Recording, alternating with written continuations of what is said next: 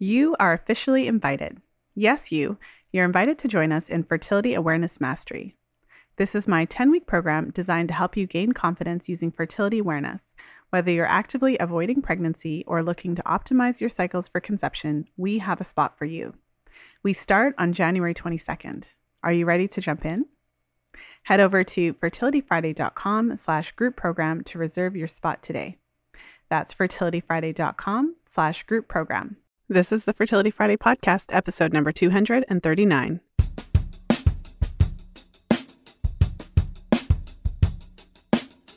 Welcome to the 239th episode of the Fertility Friday podcast. Thank you for joining me today. I'm Lisa from fertilityfriday.com, and this is your source for information about the fertility awareness method and all things fertility. I'm excited to share today's episode with you. Today, I thought, in light of the new year, it would be a great time to talk about some of the things that you can do to improve your cycles. And so in this episode, we're going to go through 6 ways to improve your cycles in 2019. And if you're listening in real time, today is the last day for early bird pricing of Fertility Awareness Mastery. We're actually starting in about 4 days? And so if you were waiting for the last minute to join us in the January 2019 Fertility Awareness Mastery, then the last minute has arrived. Make sure to head over to fertilityfriday.com/group program for information and also to apply so that we can make sure to secure your spot in this round of Fertility Awareness Mastery. So again, that's fertilityfriday.com/group program.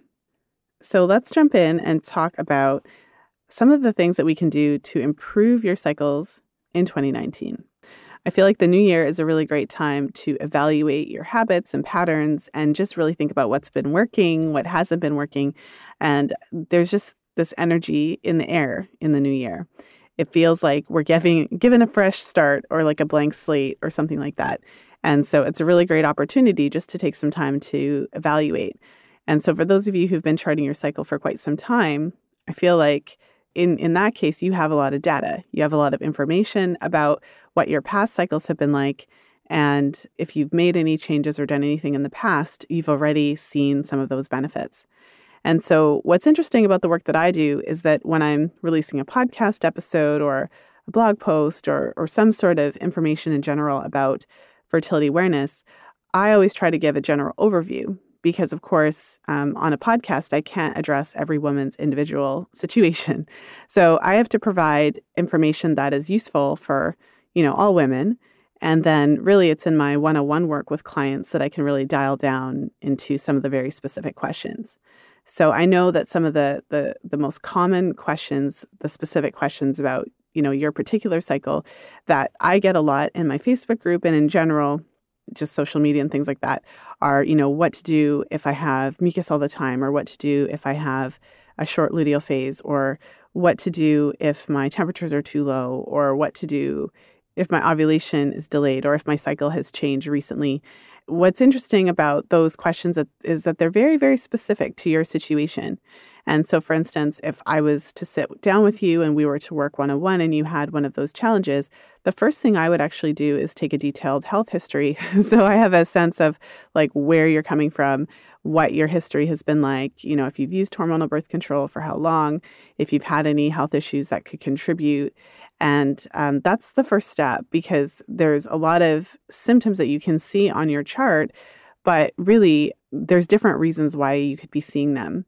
So let's say continuous mucus is a good example. So for instance, if you have mucus every single day of your cycle, it can mean a couple of things. I mean, one of the things that it could mean is that you have an actual infection or something that needs to be looked at.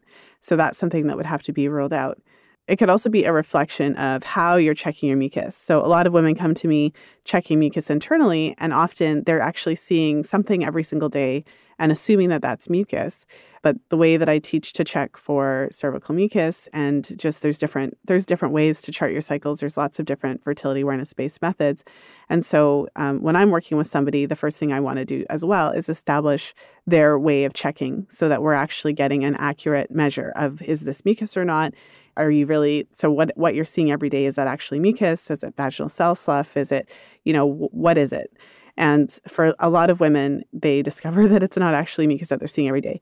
In addition to that, it could be a reflection of something happening in your health. So, for instance, I've seen patterns of continuous mucus in women who have food sensitivities and, issues with their gut health and things like that. So there's a lot of reasons why for just one thing, like one observation, I just listed like 4 possible reasons why you could be seeing it. And that doesn't encompass all of them. Like there's more.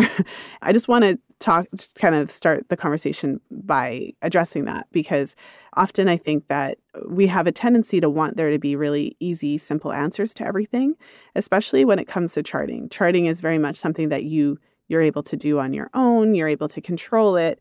And I think for that reason, many of us underestimate the actual type of information that the chart can give us. So when you're having a certain health challenge and the chart is reflecting that, it doesn't mean that just because you can chart it, it's like going to be, oh, well, you've got this issue, just, take this, supplement, and then it's going to be better. Because there could be a much deeper reason that you're seeing it that's actually going to require more than just kind of adjusting something. So for instance, in the example of a gut issue or food sensitivity, well, a supplement isn't going to fix that. You have to actually figure out what's happening with the gut and then address it. And that can take time to actually get to the root of why you're seeing what you're seeing, like if that was the case.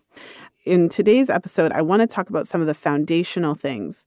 And these are often the things that we kind of want to, I think we underestimate how much some of these basic tenets of health can improve the menstrual cycle.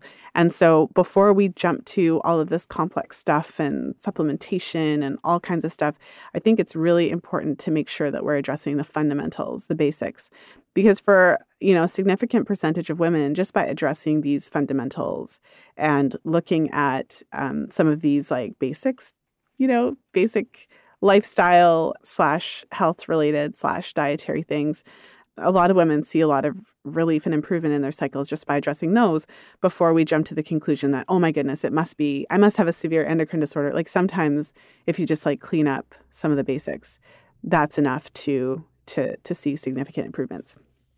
So I'll run through the 6 ways to improve your cycles in 2019. I'll just start with the list and then we'll go through it afterwards. But I just wanted to kind of give you the overview so that you know what we'll be talking about. So the first thing, I don't know if it'll be a surprise to anybody, but the first thing that I'm going to talk about is getting better sleep. So number 1, get better sleep. Number 2, reduce your xenoestrogen exposure. Number 3, identify your vices. Number 4, address any nutrient deficiencies. Number 5, chart your cycles. And number 6, de-stress.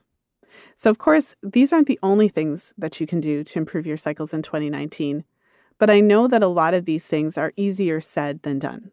It's really easy to talk about getting better sleep, but it's not always easy to actually get the better sleep and to make the necessary changes to do it. For example, so I just wanted to kind of go through these and really talk about why they're important and encourage you to go into 2019 with this mindset of what can I do to improve my cycles this year? Okay, so let's talk about sleep. The first thing I mentioned, getting better sleep. And better sleep, I called it that because it's not just about getting enough, it's also about getting good quality sleep. And so this is essential for hormonal balance. And there's a lot of different reasons for that. So, the first thing, in a perfect world, ideally, you would be getting at least 7 hours of sleep a night. And what the research tells us is that there's this point, and it's around 7 hours of sleep, where all of these different health risks become more prevalent for individuals who aren't getting sleep. And that's from cardiovascular issues to cancer, increased risks of developing certain cancers, and also fertility challenges, things like that. So I think just as that general idea, I know there's people out there that, some people need less sleep, some people need more sleep. But what the research suggests is that for adults, less than about 7 hours of sleep a night is not good. And some of you listening know that you need more than that. So some of us function ideally with about, 7 hours of sleep, 7.5. But some of us actually need more like 8, 8.5, 9. And that's something that each of us kind of know and have to kind of experiment with for ourselves. So, the first thing would be getting enough sleep. The second thing would be looking at what time you're going to bed.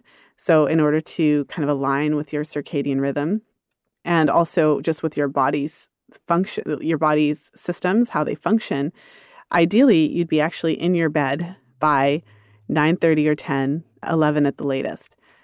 Now, I know that's not always possible with life being the way that it is, and especially if you have a job that requires you to stay up at night. So, for instance, shift workers who are working in the night and sleeping in the day, that makes sleeping at a proper time each night kind of impossible. The scary thing about shift work is that, individuals who work shift work, the research is quite clear that it does increase your chances of a variety of different health issues. So specifically pertaining to your fertility, shift workers who or individuals who basically, stay up all night regularly enough for their work are significantly more likely to experience endometriosis, for women in particular. And just in general, shift workers have an increased risk of certain illnesses and diseases. So I think that it's helpful to just recognize that it's actually hard on the body. And if you're working shift work, you just do the best that you can to mitigate that by getting enough sleep, darkening your room when you can actually sleep during the day, or, just making sure to focus on the other areas of your life, getting exercise and eating healthy and all of the things that you can do, reducing stress just for overall health. But I think it's just helpful to know that if you're not in that situation and you're not having to stay up all night, then ideally you'd want to try to get into bed before 11. 10 would be better. And I say this, and it's interesting because in my situation, sleep has always been a challenge for me. Over the years, I've worked with a lot of different women for whom sleep is not an issue at all. So I know many of you listening, you get to bed early, you get great sleep every night. I know that some of you listening try to get good sleep, but often struggle with insomnia. So maybe you can get to sleep okay, but then you wake up in the middle of the night and then you have a hard time getting back to sleep, or you have to get up to pee frequently or things like that. And it can be really interruptive. Or some of you may have partners who have different schedules and that can kind of interrupt your sleep. And then others, you just stay up late, kind of night owl, don't go to bed early, and then typically tend towards getting less sleep. So whatever category that you fall into, it's really just about looking at that and seeing, is this something that I actually want to tackle this year? Is this something that I want to try to improve? And if so, then I suppose the first thing is just to acknowledge and identify and kind of look at what your patterns have been, what your comfort zone has been, and think about ways to shift that, really. So the time you're getting to sleep is important as well. And in addition to that, the sleep environment is really important. Now, this is something that has come up on the podcast quite a bit. It's something that I always talk about with my clients and in my group programs. But in addition to just getting enough sleep, you want to be sleeping in the dark. And by dark, I mean like actually dark. So when if you open your eyes in the middle of the night, you can't really put your hands in front of your face and see what's going on. And that means no LED lights, no lights sneaking in from the windows or those types of things, really actually literally dark. And so that's something to consider. And the reason why that's important is because when you expose yourself to, light at nighttime when you're supposed to be sleeping, it actually affects your hormones. So it's reducing your melatonin. Melatonin is what makes you feel sleepy. And at nighttime, our melatonin levels are supposed to be the highest, and then the daytime, the lowest. And there's supposed to be this inverse relationship between melatonin and cortisol. So cortisol is, our cortisol levels naturally surge in the mornings, especially when we're exposed to natural light or artificial light. And that is what gives us that sense of that feeling of alertness. It makes that tired go away. And, that's why some of us drink coffee in the mornings, because coffee affects our cortisol levels and helps us to feel more awake for more than that for other reasons. But just to get that sense that in the daytime, that's when we're supposed to be alert and awake. That's when we're supposed to have higher cortisol levels. And at the nighttime, that's when we're supposed to actually be relaxed and tired because we're supposed to be sleeping. And so our melatonin levels are supposed to be high, and then the cortisol is supposed to be lower. So when you're exposing yourself to light at nighttime, it's really important to note that light at night impacts your hormones and thereby impacts your menstrual cycle as well. And it's significant enough for me to put it at the top of the list because I think that many of us underestimate how big of a difference that could be. So probably the number one, question and comment that I've been getting recently is about the short luteal phase. What do I do? Is it, and often, so for instance, in my Facebook group, women will post about the short luteal phase all the time, and people will jump in with supplements and all kinds of stuff like, take this, take that, get progesterone cream, get your doctor to prescribe this and that. And that's typically the first thing people say because you want to be helpful and you want to tell somebody, like, take this thing. Because we very much live in a culture of, if you have X problem, you should be able to take Y, remedy, and it should just make it better. And again, this is why it's important to consider working with somebody to evaluate your specific situation. Not every woman needs a, progesterone hormone to remedy her progesterone levels.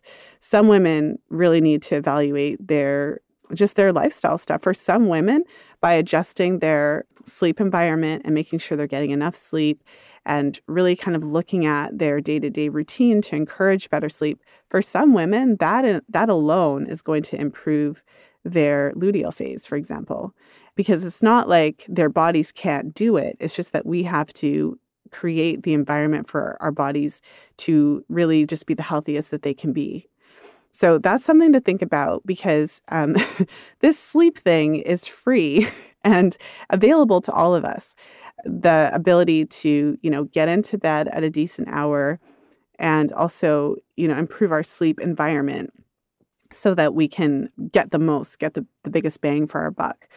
And so that's why I'm mentioning it first. And that's why I think it's important to just kind of bring this concept out because it's not always that you have an endocrine disorder and it's not always that you need to have medication. Sometimes you do. And sometimes it is an endocrine disorder. And sometimes you do need medication. But it's not every single woman that needs to jump to medication for issues of menstrual cycle health.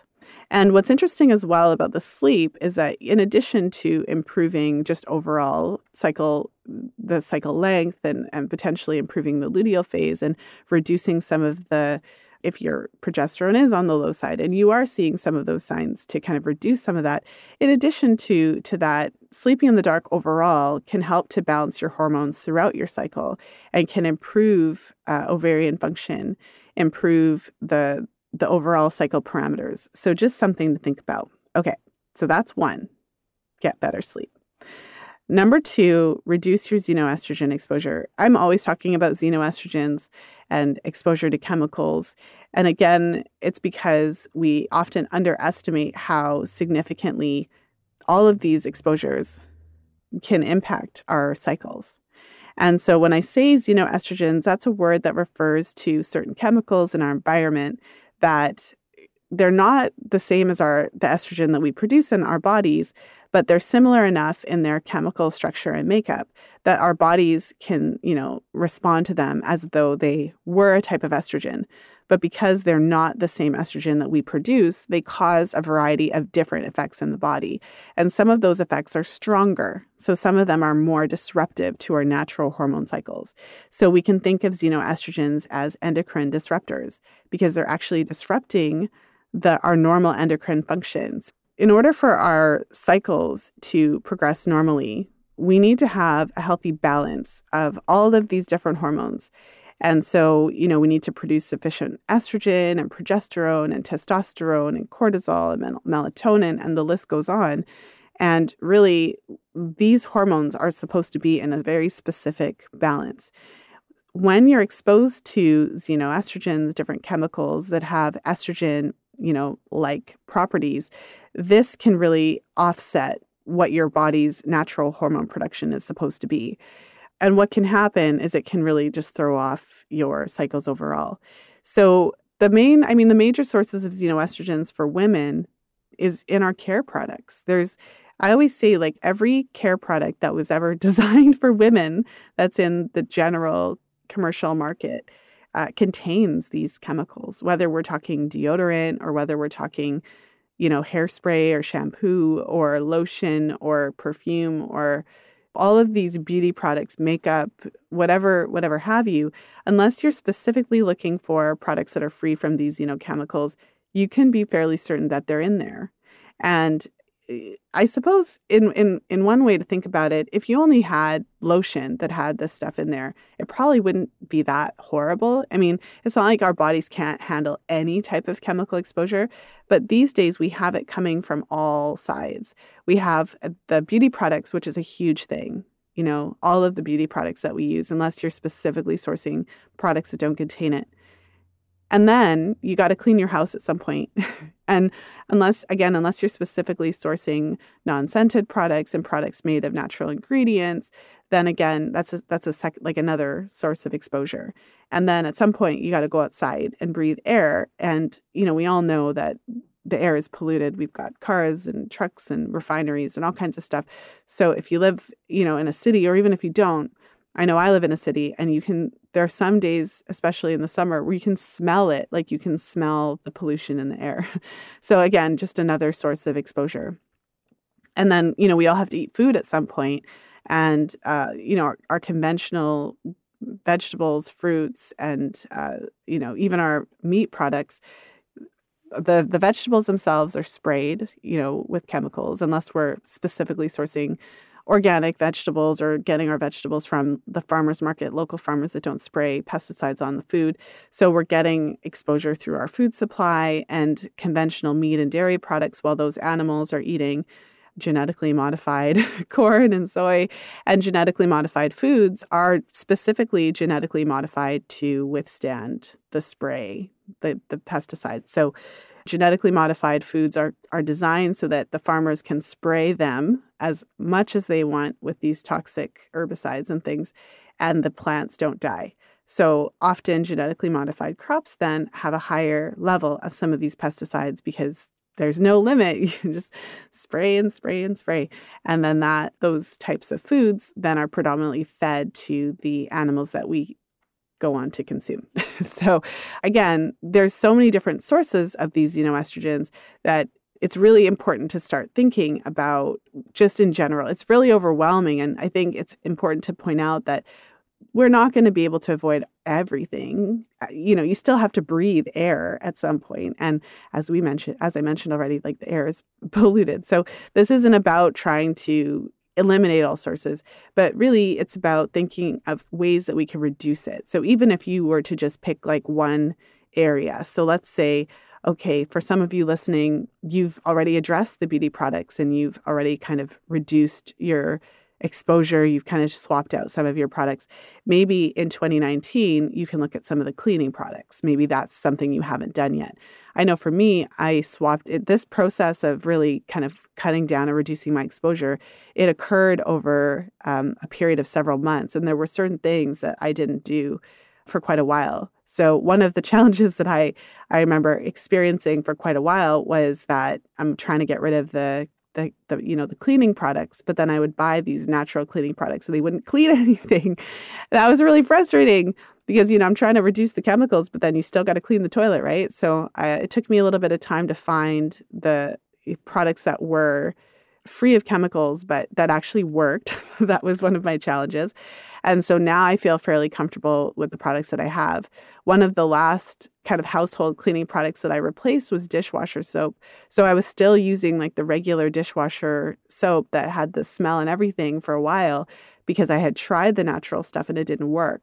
But eventually I experimented with a couple different brands and now I've found a few that actually do work where I put non-scented clean ingredients. I put those in the dishwasher and, the dishes actually come out clean, which is important. As a busy mom, I don't have time for stuff that doesn't work, stuff that isn't clean. Again, I just want to stress that this is a process. This is something so when my clients undertake this reducing xenoestrogen process, they're often doing it over a period of say 3 months, 6 months. And some of the things that you can really do as you kind of get into it more, some of those things don't come until like a year later. So it doesn't have to be perfect. The goal is to reduce your exposure. And something I'll mention as well is that I'm primarily focusing on xenochemicals. So these are like artificial, synthetic, like man-made chemicals that have these qualities that are similar to estrogen. But there are actually plant foods that contain phytoestrogens that have a similar effect to these xenochemicals, meaning that they disrupt the endocrine system.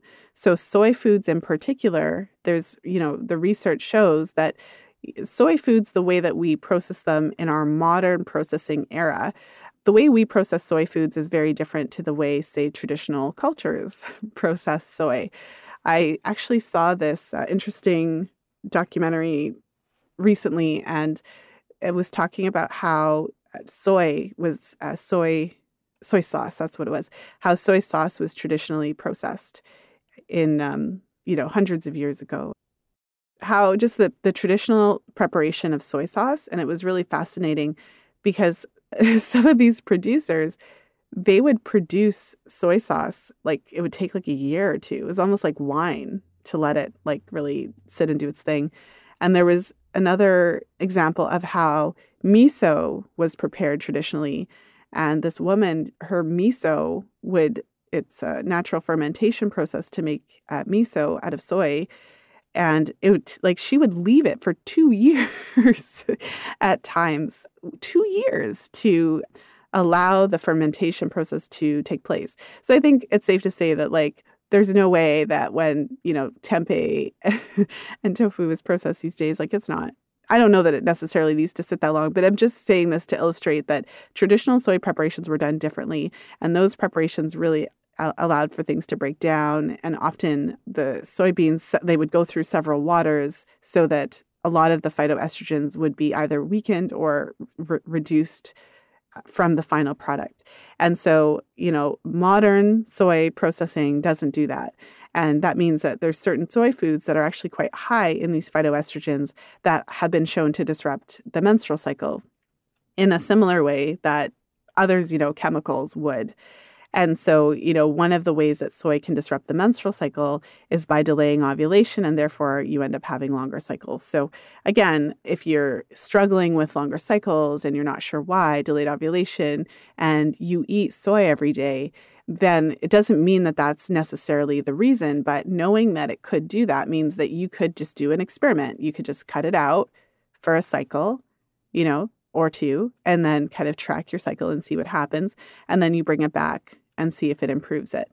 And so, again, that's why this conversation, there's a lot of different things that can affect your cycle that it wouldn't necessarily be like the thing you think of first.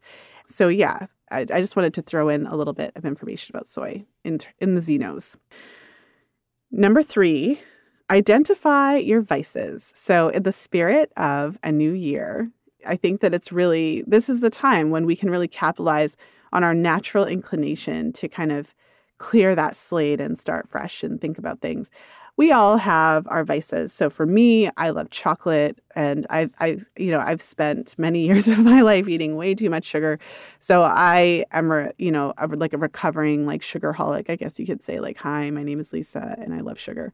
And over the years, it's been a process for me to really reduce it. And I shared an episode recently, which I'll link in the show notes page of this episode, to share with you the top ways that I have reduced my sugar consumption, because really for me it's been this super interesting, really long journey of trying to break that habit. And I really love chocolate. And so finding ways to, enjoy life and enjoy the foods that I love, but without the additional sugar hit that does affect my cycle in very obvious ways. So your vices may be different. It could be something like chocolate or sugar or candy or, baked spreads, whatever, the carbohydrate thing. So, the simple processed carbohydrate vice thing. And it could be something different. Maybe it's coffee. I know that's a thing. I actually had a really interesting conversation in my Facebook group recently, and this is something that comes up a lot with my clients, especially when I'm working with women who are trying to conceive. It's well, how much does coffee actually affect the cycle? And then it could be something else. It could be alcohol. It could be that, and it could be something that isn't necessarily considered unhealthy, because we're all different. And so for one example of that would be gluten. So it's interesting because I get a lot of books across my desk because, a lot of potential guests send me their books. They want to come on the show for an interview. And so I've seen a trend in some of these books to kind of outlaw gluten for everybody and say, no one should eat gluten ever. I disagree with that because we're all different. Because for me, when I'm working with someone, I'm looking at the chart. The chart is really the center. So what's happening in your cycle. So, I mean, I would say that there's a lot of women for whom, they can eat bread occasionally and it's totally fine and nothing happens. They just live their lives.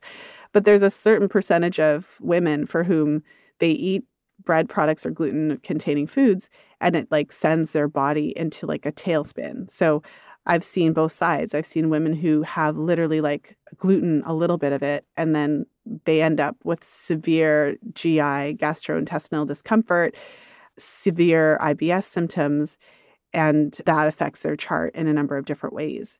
So what's interesting is that, if you eat certain foods and they cause you a great deal of discomfort or you have like a reaction, it doesn't have to be a rash, but if you have a reaction that you notice, like you feel really, really tired or you end up constipated for 2 days or whatever, if you eat certain foods and you actually have a specific reaction, you might not register that that's actually a food sensitivity, but that's how one of the ways that food sensitivities can show up in your life. And what's interesting about food sensitivities is that we tend to have a relationship with the foods that we're sensitive to. And I've had this conversation with many clients who they don't even want to do the food sensitivity test because they kind of already know what's going to come up for them because they have a sense in themselves of how they respond when they eat certain foods that they love. And so they kind of know it already. So there's this really interesting relationship then between like the foods that you're sensitive to, and it's almost like you're addicted to the foods that you're sensitive to. So when I talk about vices, I actually put that in there because for some women, I've had this conversation with many clients. I'll ask them, I'll say, well, have you noticed that when you eat certain foods, you have any type of reaction? Is there anything that you've noticed? And then that's when it kind of comes out. And often women will be able to list to me a couple of foods that they know that they are sensitive to. And when you're charting your cycles, that can show up in a number of different ways. So if you have if certain foods are actually triggering your immune system, it can affect your temperatures. If you have a sensitivity to certain foods, or if you have like GI issues, like gut issues, then certain foods can actually trigger abnormal mucus production and delay ovulation and even cause the post-ovulatory phase to fluctuate. So it's really interesting when you're charting your cycles and you're paying attention to these types of things and you start to really be aware of how different things can affect your cycles and your charts, because once you become aware of it and you start paying attention and tracking it, it can be really, really eye-opening. So for 2019, then one of the ways that you can improve your cycle is to actually identify your vices. Because if I've learned anything from working with women over the years is that there's, no two women are the same. And you can take one, item of food or drink or something like that, give it to one woman and nothing happens, and give it to another woman and it totally sends her chart into a tailspin. So this whole concept of improving your cycles, there's a lot of general tenets that we can follow, but there's a lot of individuality at play. And so you won't catch me saying like no one should ever eat, gluten or whatever. But for some women, they really shouldn't, depending on how seriously they react when they have it. And so for you have to kind of determine if there's anything that you're exposed to on a regular basis that could be detrimental and could be negatively impacting your cycles. Okay. Number 4, address nutrient deficiencies. So again, that's also an individualized thing. If you've recently come off of hormonal birth control and you were on it for, a really long time, like 5, 10, 15, 20 years or something like that, it's helpful to know that, hormonal birth control depletes specific nutrients, including B vitamins, particularly vitamin B6, folate, vitamin B12, zinc, magnesium, selenium, coenzyme Q10, like it just goes on. But I think it's really helpful to know that in certain situations, you might be more likely to have certain types of nutrient deficiencies. And so, one way of identifying and addressing that is to work with a practitioner who's willing to actually do a couple of panels for you and test some of these so that you have some data. I live in Canada. Canada is like pretty high up north, and vitamin D deficiency is so common that, our healthcare system, which is free, doesn't even cover a vitamin D test because then, so many people would just be deficient. But it's still helpful to think like maybe I should get my vitamin D tested to see where I'm at. There's all this information presented online, like this is how much you should take every day and all that kind of stuff. But it's so individualized. You could have one woman that's totally sufficient and another woman that's really deficient. Well, they need to take different amounts. So it's not always necessary to have every single thing tested. If cost is an issue for you, I know a lot of women may not be able to afford going out and getting every single thing tested. But if you are able to consider that, or if there are certain tests that are covered for you or that your doctor is willing to do to determine your nutritional status of several different, areas, it's helpful to think about that and address it specifically, because your menstrual cycle, your hormone balance, your normal healthy hormone production is dependent on a lot of these different nutrients. So vitamin D is a good example. Vitamin D deficiency is associated with a whole host of challenges, specifically in the area of fertility, from making it harder to conceive and carry, making it more likely for you to have a miscarriage, more likely to experience, ovulatory disturbances. So that's just one nutrient and one example of how correcting certain nutrient deficiencies. So to continue with the vitamin D example for just a little bit more, women with polycystic ovary syndrome, so women who have like an established pattern of ovulatory disturbances, which is typical of PCOS, are much more likely to be deficient in vitamin D, as are women who struggle with infertility. So in terms of improving your cycles overall, it's helpful to kind of stop shooting in the dark, identify if you do have any specific deficiencies, or kind of take your circumstances into account. Like maybe you did just come off of hormonal birth control or maybe you've had multiple pregnancies.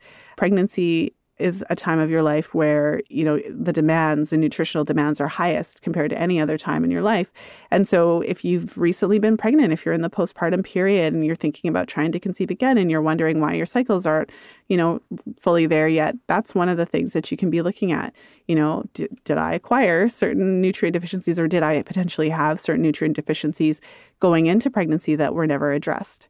So I would say that's extremely important and also highly individualized. Number 5, chart your cycles. So, of course I'm going to say that, but you may be wondering or you may not, but I wanted to include the chart your cycles as one of the ways that you can improve your cycles in 2019 or whatever year you're listening to this in, I should say. Charting your cycles is really helpful for so many reasons. At the very, when you first start, it's really helpful in establishing a baseline so that you can have a couple cycles under your belt and start to see what's normal for me. When do I typically ovulate in the cycle? How does my cervical mucus pattern typically show up? What does it look like in my fertile window? How long is my post-ovulatory phase? Usually, that's kind of the first step of establishing a baseline and kind of getting a feel of what your cycle is typically like. I would say the second step comes as you continue to chart over a period of time, because then you start to see wow, certain things do affect my cycles. I didn't realize that exercise affected my cycle in this way, or that stress affected my cycle in that way, or that, that thing that my favorite, my favorite vice, my sugar consumption or my carb consumption or my alcohol consumption, for example, if that's one of your vices, I didn't realize that it affected my temperature in this way, or that it affected ovulation in this way, or whatever the case is. So charting really helps you to get a baseline, and it also helps to connect you to the fact that all of these lifestyle factors do make a difference to your cycles. Some of them in subtle ways and some of them in super obvious ways. And so charting your cycles and one of the things I should mention, I mentioned this a couple of times on the show. I'm teaching a specific method of fertility awareness charting that's quite detailed, especially as it relates to cervical mucus. But a lot of women chart their cycles in different ways. Before we discover fertility awareness in its kind of in-depthness, many of us just chart when we get our periods and we just kind of track that. And that's valuable information as well. I think as you get more into this whole charting thing, you can really start to layer it. So you can start by tracking one thing. If this is all new to you, you could just start by tracking your temperature and just leaving it at that. And then as you get more comfortable, you add in your cervical mucus. And then as you get more comfortable, if you desire, you can add in your cervical position. But you can also add in other things. You can add in, if there's a specific thing that you want to pay attention to. Maybe you have headaches from time to time and you want to get a sense of if that's related to your cycle. So you put, you note if you have a headache, or maybe you have breast tenderness sometimes and you're wanting to get a sense of like if it's happening at a certain time of your cycle. Maybe you notice that you have ovulatory pain. And one of the interesting questions that came up in my Facebook group recently was around whether or not you can kind of tell like which side of, does ovulation really, alternate between left and right ovaries. And for some women, it does. For some women when they feel ovulation pain, they can actually note that. So you can actually know, okay, this time I felt it on the right. Okay, I felt it on the left this time. And so anything really that is of interest to you or that you're curious about or that you're concerned about, you can track that and track it with your cycles. And that process of doing that can be extremely enlightening and empowering because all of a sudden you realize that like, whoa, I actually have a lot of control over what happens in my body. You may not have thought you did, but with the decisions that you make day to day, you actually do have quite a bit of control over your cycles in a way, because your cycles are constantly reflecting back to you what's happening in your overall life and health. And number 6, the last point of the day, is de-stress. So much easier said than done, I know, but it's worth a mention. I had a lot of great feedback from my recent interview with Dr. Jerry Lynn Pryor, and I thought it was really fascinating because I know that there's a lot of different reasons that the luteal phase can be affected or that progesterone can be a bit lower. And when I asked Dr. Pryor, what do you do about it? What do you do if your cycles are, if you're concerned about progesterone and, all of those types of things? And she basically said, like, meditate to get, to reduce the stress. I think it's really important just to point out that many of us really seriously underestimate the impact of stress on the cycle. And again, it's a lot easier to go buy a supplement and go get some hormone cream and do all of this stuff. It's a lot easier to do that than to actually look within and address some of these issues. Stress is a really hard topic. What I love about fertility awareness is that it makes stress more tangible. So I have worked with clients for whom, they go through all the testing, they check all of the things. They make sure, is there an endocrine issue? Is it this? Is it that? Is it nutrient deficiency? Do I have some rare, infection or virus or whatever? You go through everything. And then really what you get as per the chart and the patterns that we're seeing on the chart is that it's stress. And it's not always as simple, because every woman's case is so different. But for some women, the issues that they're seeing on their cycle are stress related and potentially chronic stress and related to issues of adrenal, HPA axis dysregulation. I think we really just underestimate it. We live in a very interesting world. It's highly masculine. There's this energy that is really driven, and we're really expected to just go, go, go, go, go, kind of like machines without a break.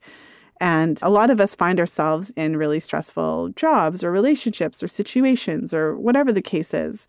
And I think that we can easily underestimate how constant chronic stress can impact the cycle.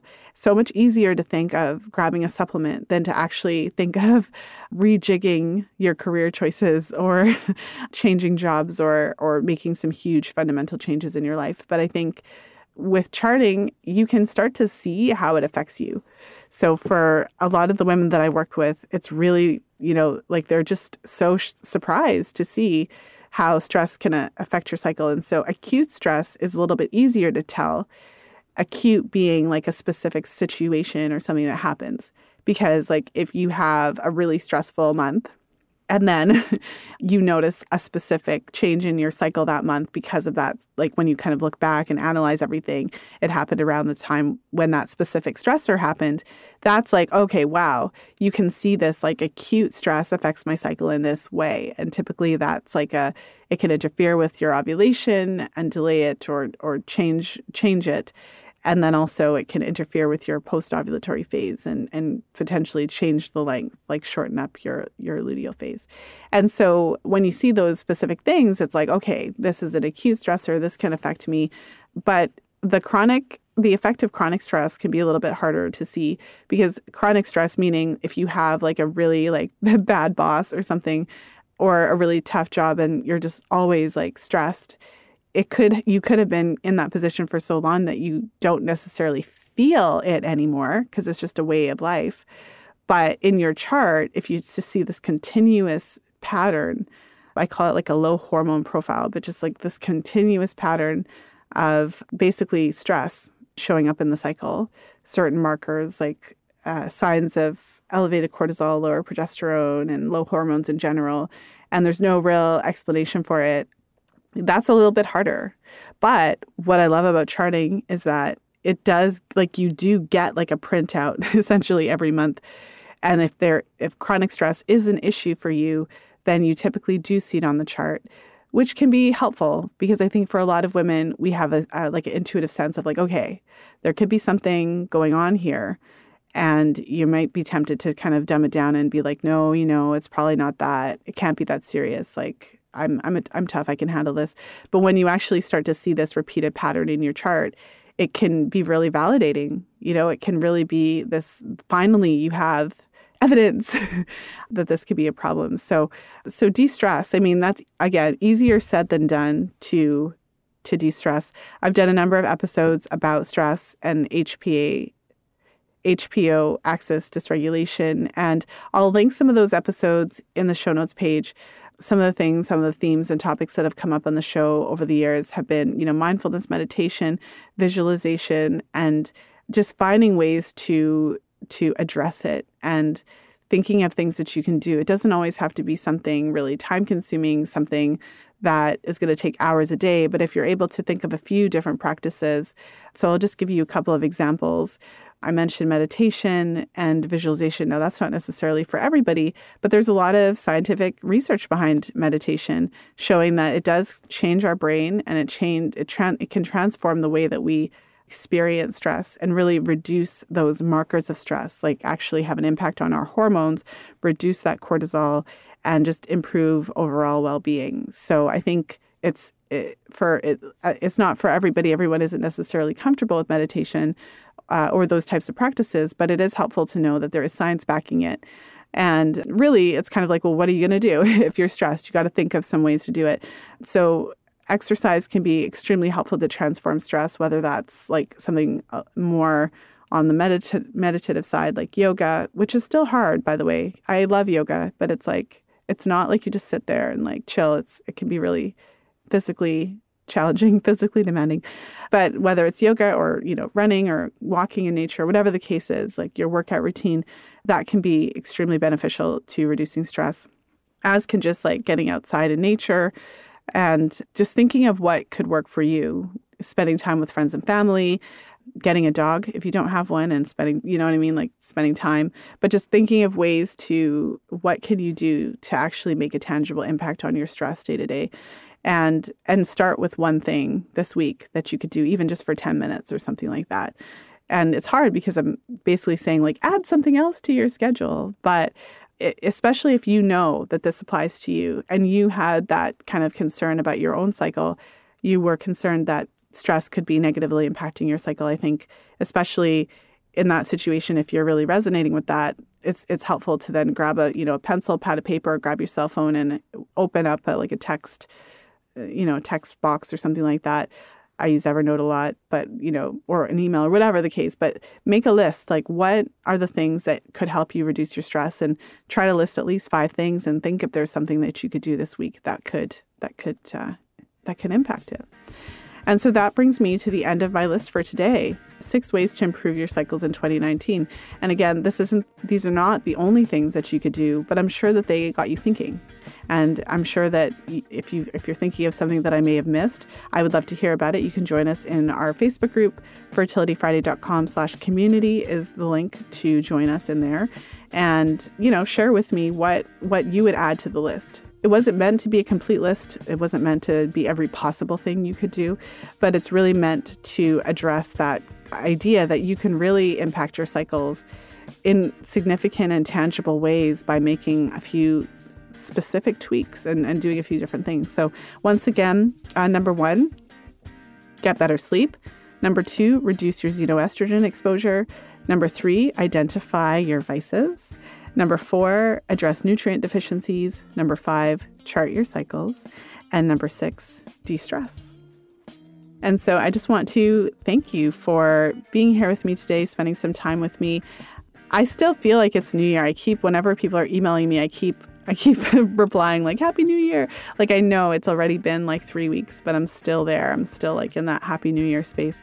So that's what inspired me to share this episode with you, just to encourage all of us really, and even a reminder to myself to really start this year strong and to look at some of the things that we're doing, how we can really set ourselves up to have a great year and to really just improve and continue to improve our menstrual cycles, because they are basically reflecting back our overall health to us.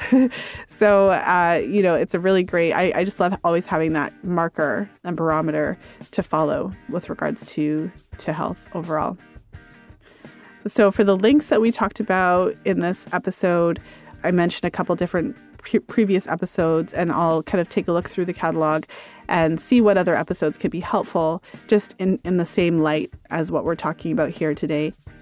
Just a reminder, if you are wanting to join us in Fertility Awareness Mastery, January 2019, we are starting in just a few days. So if you're listening in real time, then make sure to head over to fertilityfriday.com/group program.